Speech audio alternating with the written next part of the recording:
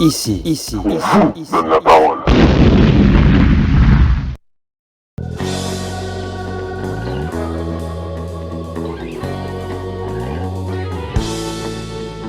حكاولي البلاد نتاع جدودنا فين دايما تشعل الشمس فيه الوداد والشجر تحت الجبل وتحت السماء لو راح ترى لي مشيت ما حضرت وما حبيت عائلتي.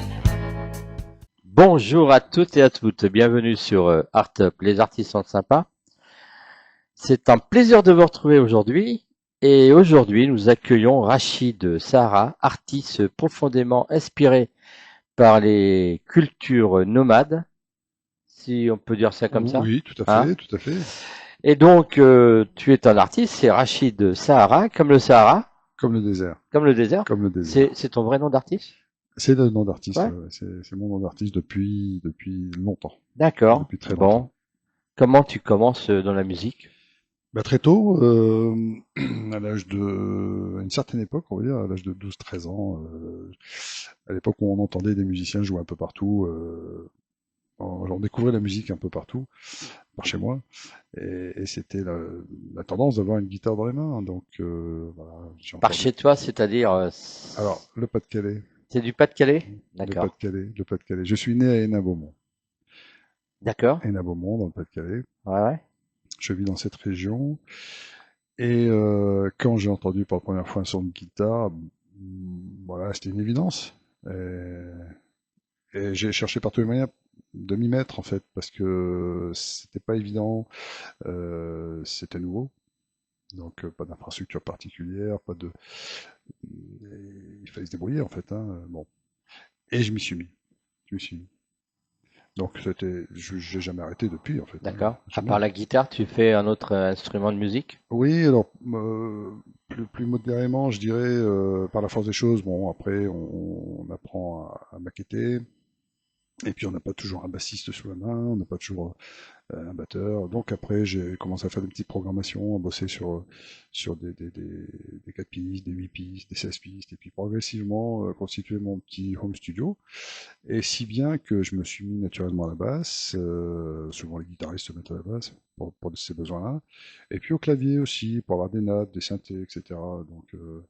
Donc voilà, je suis un peu touche à tout en fait, un peu touche à tout. D'accord. Donc voilà. Euh, alors, moi, je te connais pas trop. Quel est un peu ton style de musique pour les gens qui vont te regarder, qui vont t'écouter? Alors à la base, c'est rock, ça se veut rock, pop, avec ses influences. J'ai mis le temps à comprendre et à façonner tout ça. Il y a des influences arabes. Alors je dirais pas orientales. Je chante en arabe sur certaines chansons, mais sur un fond rock pop en fait. Donc ça donne un genre, ça donne. Mais je suis pas dans le rail, je suis pas dans la musique orientale, purement orientale. Moi, je le rappelle, je suis né à Beaumont, j'ai grandi avec AC/DC, Van Halen, Led Zeppelin, enfin les grandes époques.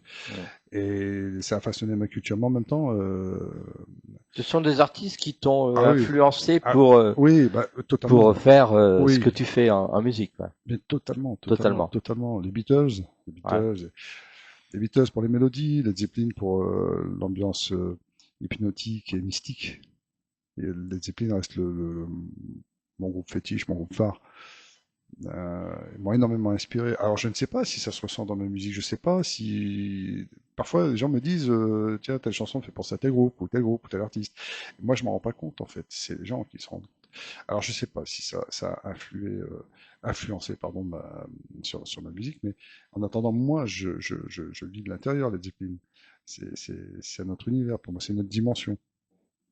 Et puis après, il y a eu tous les grands de l'époque, hein, comme des Queen, ou tous ces gens de l'époque qui m'ont énormément, que j'ai écouté énormément, ado. Et moi, j'ai eu la chance d'arriver après la grande vague de tous ces grands artistes. Moi, j'étais ado, donc on m'écoutait encore ce genre de musique. Et puis, je suis resté quand même dans ça parce que c'est ce que j'aime en fait. Hein. Voilà. Et puis, avec le temps, et on est en France, c'est notre façon d'opérer, c'est-à-dire qu'il faut toucher, pour chanter en anglais, il faut être très bon en anglais. Et les anglo-saxons ont de bien meilleurs chanteurs que nous. Et voilà. Et puis après, il y a les réseaux, hein. Et donc, il faut être très bon. Je suis pas très bon. Et puis, j'aime la langue française. J'aime chanter en français et en arabe. Et dans la langue alors, quand je chante en arabe, c'est plutôt poétique. Quand je chante en français, c'est du texte. En fait, je mets des mots, je travaille les mots de façon à dire quelque chose. Je parle de quelque chose en général. Que ce soit la discrimination, le racisme, beaucoup de choses. Bon, de toute façon, tu as un YouTube Oui, personnel. bien sûr, bien sûr. Donc, on va écouter une musique que je mettrai D'accord. dans l'interview et puis j'en D'accord. mettrai une également Oui, en fin d'émission. oui, avec plaisir, Euh, avec plaisir. Donc, qu'est-ce que tu veux qu'on écoute Bah, si tu me permets, bah, Ouais, ouais, El Hassel, l'origine. ok. El Hassel, c'est l'origine. C'est une chanson que j'ai écrite en 2016, hein, en allant faire un périple en Algérie. Et puis j'ai redécouvert certaines choses, d'où le titre, l'origine. Et c'est ressorti en chanson. Et j'ai enregistré après dans la foulée. J'ai fait un clip en 2020 par chez moi sur un monument historique, le monument canadien. Donc voilà, El Hassel. Ok. Eh ben, écoute, on va écouter tout de suite Avec plaisir. Ouais. cette musique et puis on revient tout de suite après pour en parler. Avec Voilà. plaisir, avec plaisir.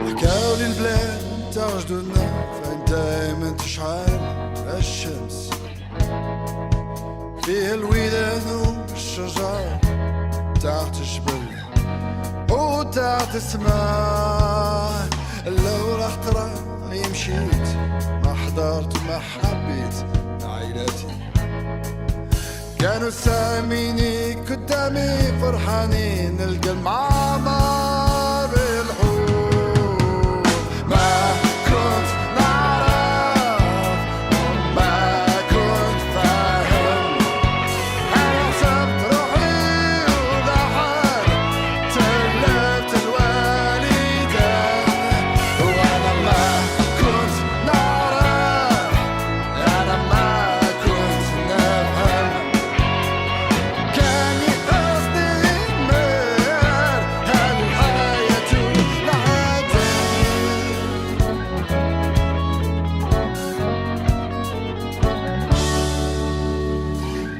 نبكي على صاحبتي اللي تركتني في فرنسا تربي تحت الشجرة سميوها الغربة جيت معي شي تبسيات أنا أنت ما نبيت والكتاب باش ننسى هاد البلاد إجالي ما كنت نعرف ما كنت فاهم أنا حسبت روحي وضحك تلفت الوالدين وأنا ما كنت نعرف أنا ما كنت نفهم كان يقصدني ما هالحياة العادية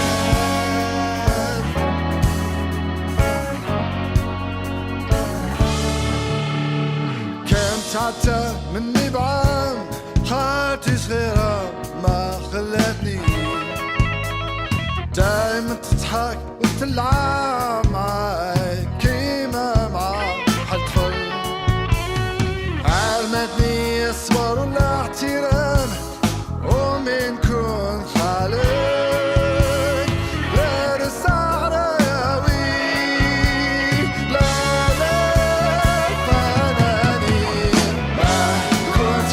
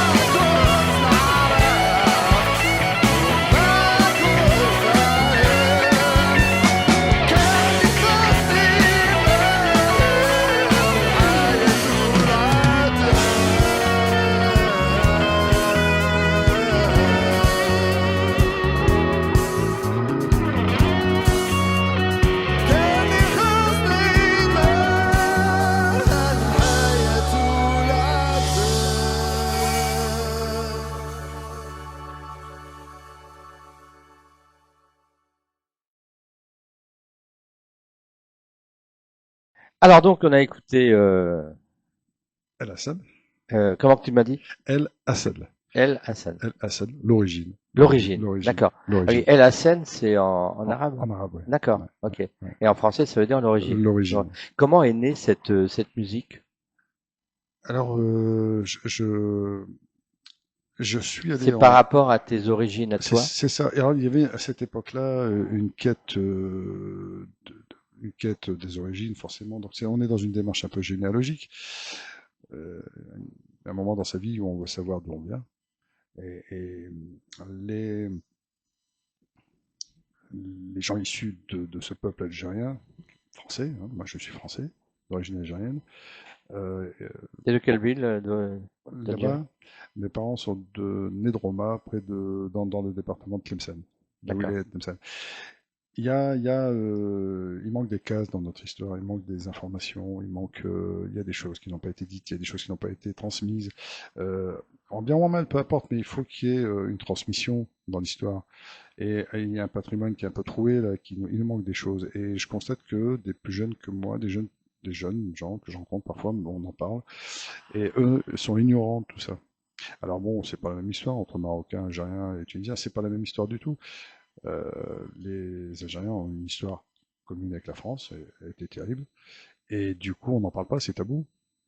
Et moi je suis de la première génération, j'ai besoin d'en parler, j'ai besoin d'en parler. Après je ne sais pas si les jeunes ont envie d'entendre ou pas, ou si ça les intéresse. Moi j'ai envie d'en parler, je le fais au travers alors, de façon Tu le fais au travers de la la musique. musique, voilà, sans agressivité, Hmm. sans quoi que ce soit. Je le fais de façon assez poétique.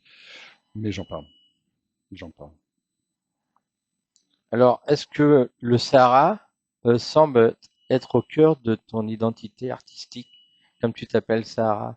Alors Est-ce c'est que le quelque désert t'inspire énormément, énormément, énormément? énormément, Ouais. parce que j'ai vécu une quinzaine d'années à Paris, et je fais référence à ce qui s'est dit précédemment dans notre reportage, notre interview. Paris, c'est métro boulot dodo.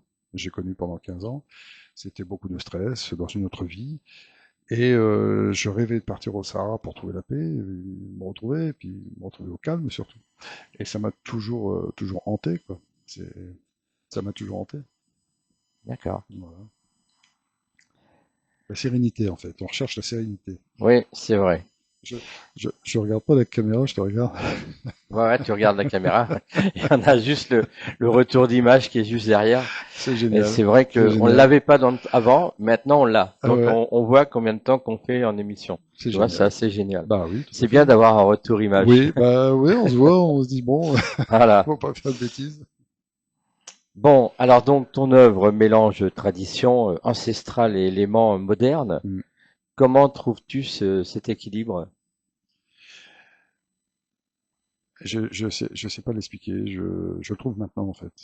Je le trouve maintenant parce que étant plus apaisé, j'arrive à dire, je mets des mots sur des émotions et ça va mieux. Hmm. Donc il n'y a plus de dualité. Je suis quoi, je suis qui, d'où je viens. Non, je vis bien en fait. Donc du coup, peu importe si je chante en anglais, en français ou en arabe, si j'ai un truc à dire, je le dis. Je suis pas tenu parce que personne m'empêche de dire ce que j'ai à dire en réalité. À partir du moment où ça se fait dans le respect et que ce qu'on a raconté c'est pertinent, donc je vis mieux tout ça. Y a-t-il une émotion, un message principal que tu veux transmettre à travers ta musique? Oui, bien sûr, la paix. Hmm. La paix, parce qu'on étouffe de tout ce qu'on voit, de tout ce qu'on entend. La paix, revenir à une sérénité, et surtout pas la division. Faut arrêter ça. C'est pas comme ça qu'on va construire une nation mondiale, puisqu'on parle de mondialisation. La mondialisation, elle s'est construite au travers du capital et par des capitalistes et pour une certaine catégorie. Moi, je vois la mondialisation, je vois la beauté de la mondialisation dans le sens où, n'en déplaise à certains détracteurs, aujourd'hui, vous êtes sur Internet, vous échangez avec un Indien, un Sri Lankais, un Africain du Sud, un Californien, et on échange en anglais, et on balance un son, l'autre il envoie un son, etc. Mais moi, je trouve qu'on vit une époque magique. Au niveau de la technologie, c'est magique. Ça, Hmm. c'était impensable allez, 15 ans en arrière. C'est magique. C'est vrai. Quels sont les artistes et les figures culturelles qui t'ont actuellement le plus influencé, enfin, qui t'influencent le plus? Ah, je ferai référence à des valeurs sûres. Je suis de la vieille garde. Je suis toujours très impressionné par Laurent Voulzy. Parce que Laurent Voulzy est aux Français ce que Prince est aux Américains. C'est un monsieur, ce gars, hein, c'est un monsieur. Oui, c'est vrai. C'est un monsieur. Bah, Et tu puis, sais, il habite Nogent-sur-Marne. c'est vrai? Voilà, voilà. Pour Oh, information. bah, c'est un signe. Alors, c'est un signe. Non, c'est un monsieur. Il y a deux grands pour moi en France. On risque de paraître un peu vieux jeu pour les jeunes, mais il y a Laurent Voulzy et Goldman. En termes de, c'est des génies pour moi. C'est du niveau de Prince. Ils savent tout faire. Ils savent tout faire. Peux-tu nous parler d'un projet qui t'a marqué ou une œuvre qui a changé quelque chose dans ta vie, De ce que j'ai, de ce que tu as écrit, de ce que tu as fait en musique? il y a eu plusieurs étapes différentes, hein. Il y a des choses qui étaient trop personnelles et qui n'ont pas été produites. Parce qu'à l'époque, j'étais plus jeune, sur Paris, j'ai pas les moyens de le faire. Et il y a des chansons qui sont restées dans le tiroir, en fait. Donc, il y en a une notamment, j'avais écrit sur les enfants de Bogota. J'avais vu une émission où les enfants de Bogota étaient victimes d'opérations un peu illicites dans les hôpitaux et faisait l'objet d'ablations d'organes. Et ces organes étaient revendus à des riches clients, quoi, dans le monde. Et ça m'avait bouleversé. Donc j'ai écrit cette chanson Bogota que je n'ai jamais sortie. Et ça a été mon premier impact musical. Et puis la deuxième, c'était La Seule, parce que La Seule, c'était un retour à la sérénité, quoi, la paix avec cette histoire de cette double culture. Voilà, aujourd'hui, j'ai qu'une culture. Mais tu la sortiras peut-être un jour, cette chanson. Bogota, c'est très triste. Hein, fallait voir l'émission à l'époque. Ça passait sur les grandes chaînes parce que bon, c'était une époque où il y avait pas autant de chaînes qu'aujourd'hui et c'était vraiment terrible. Et ces gamins, le gamin rentrait à l'hôpital pour une appendicite, il ressortait et puis ses yeux, quoi. Il n'y a plus ses yeux.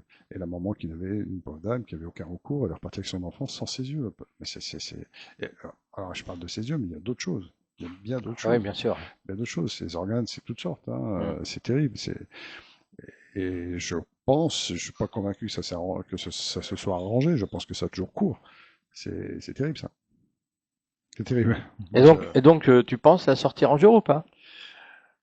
je sais pas. Honnêtement, je sais Ouais. pas. Je sais pas. Je sais pas. Je crois que il y a des chansons qui correspondent à une époque. Mm. Il y a une émotion à une époque qui Oui, correspond à une voilà. époque. Et quand on a grandi, vieilli, mûri, ou enfin évolué différemment, on n'a peut-être plus Mm.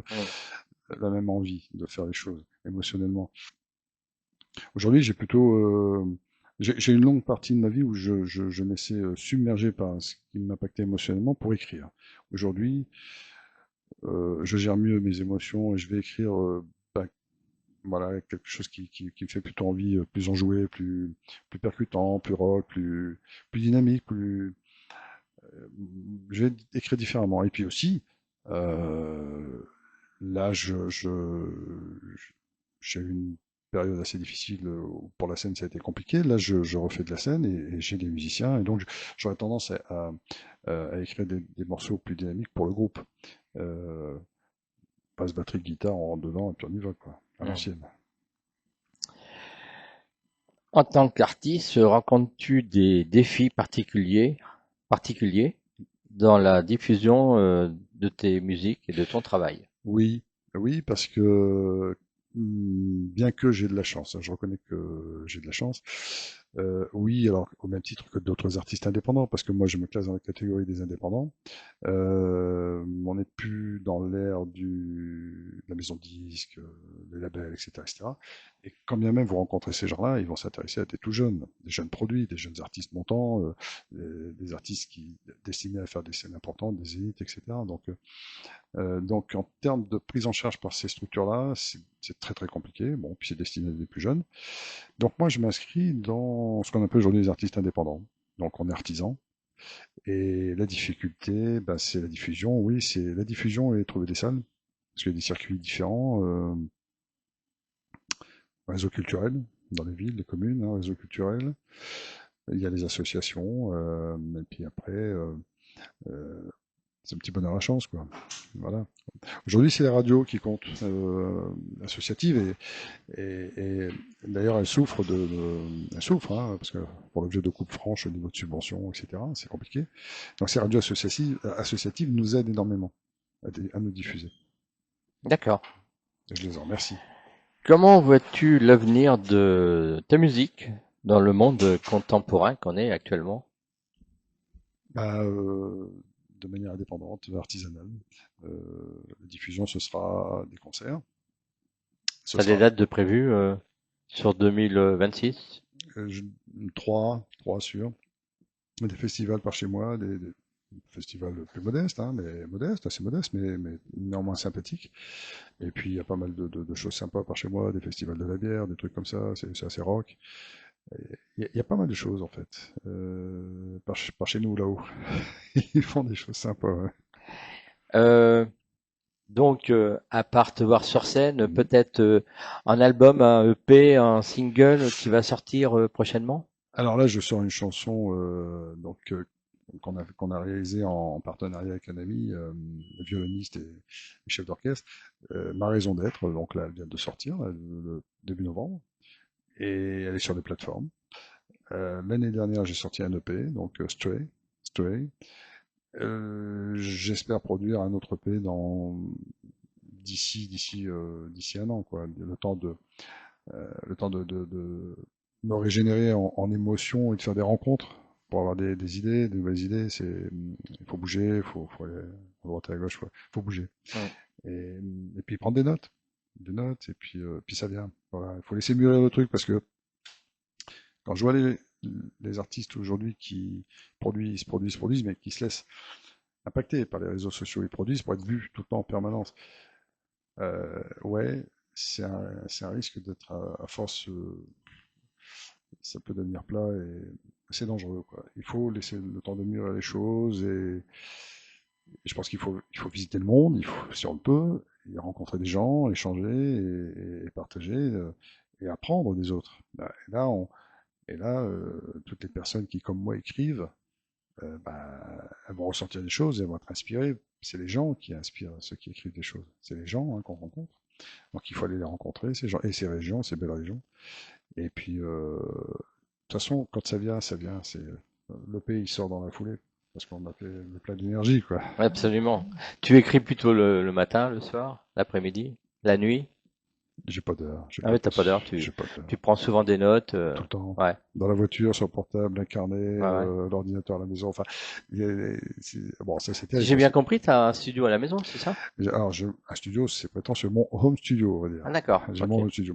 Mon dernier EP, je l'ai réalisé à la maison. Ah oui, Donc en autodidacte, on va dire. bien sûr. Donc là, il faut faire la basse, il faut Hmm, faire la séquence batterie, il faut faire les claviers, tous les arrangements, et mettre des mots et chanter. exactement. Et tout ça, Euh, c'est pas évident. ben, je dirais Et ça met que du temps aussi. ben, il m'a fallu une année. Il m'a Ouais, fallu une année. Donc il m'a fallu une année pour mettre tout ça en place. Ça a été un gros projet. Enfin, gros projet parce que je le réalisais seul en fait. À part Stray, qui est une chanson de ce même ami, donc Victor Copas, je vais le citer, je peux. bien sûr. Victor Copas, voilà, qui est un super pote et qui est surtout un très bon musicien et qui est compositeur. Et là, dans cette EP, il y a cette chanson qui lui appartient, que j'ai arrangée, que j'ai mis des guitares, voilà, mon texte, une voix. Et ça, dans la foulée, l'album. Donc il a fallu cette année de travail. Après, il y a eu la partie, il y a trois phases, hein, quatre: l'écriture, la prise de son, le mixage et le mastering.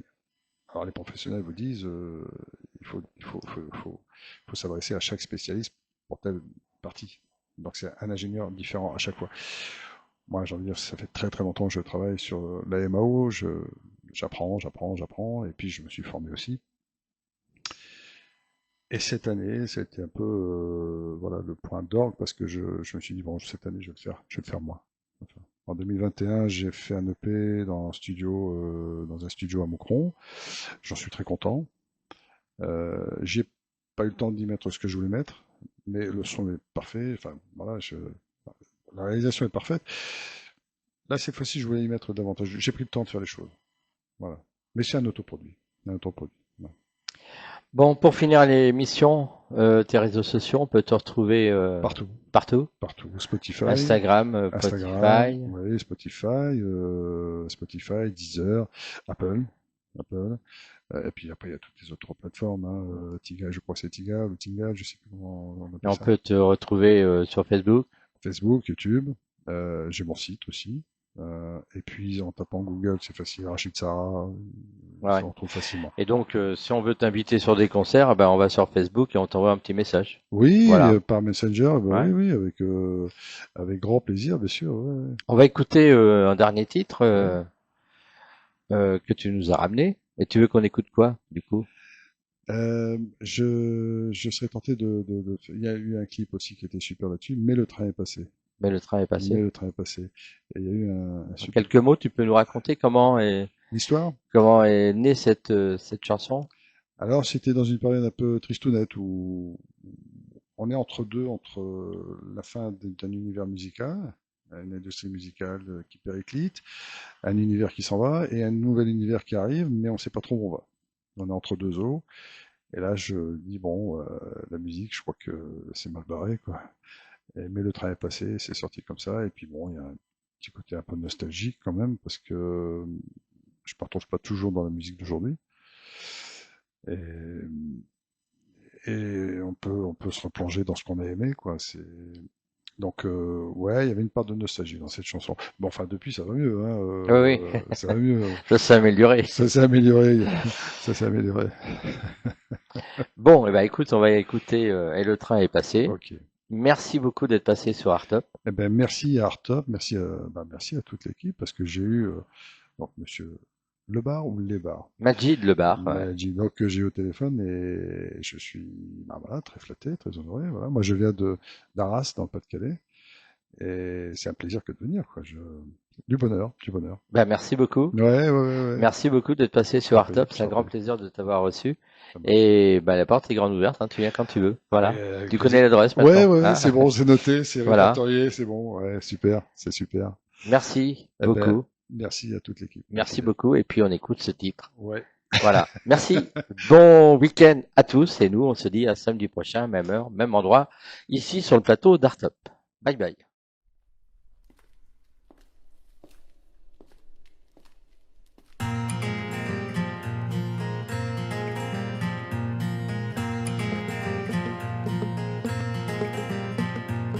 Je ne sais ce que je veux. La pomme ou l'orange, la pomme. Un jour il y a du soleil, un jour il pleut quand je ferme les yeux. Je ne sais ce que je veux, une vie bien rangée, dorée. Une belle famille qui sourit, ou faire le tour du monde, le monde. Mais le train est passé, avec dedans toutes ses promesses. Celui qui donne à la vie, celui qui donne toute sa magie. Il ne faut jamais lâcher la proie pour l'ombre, la proie. Mais que faire de l'incertitude quand on n'est jamais sûr de soi? Comment surmonter sa peur et l'angoisse qui nous glace le sang? Comment vivre sa vie ici, la terre promise, où est-elle? Mais le temps est passé, avec dedans toutes ses promesses. Celui qui donne à la vie, celui qui donne toute sa magie. Je ne sais ce que je veux être, casanier ou aventurier. Un jour y a de l'envie, un jour,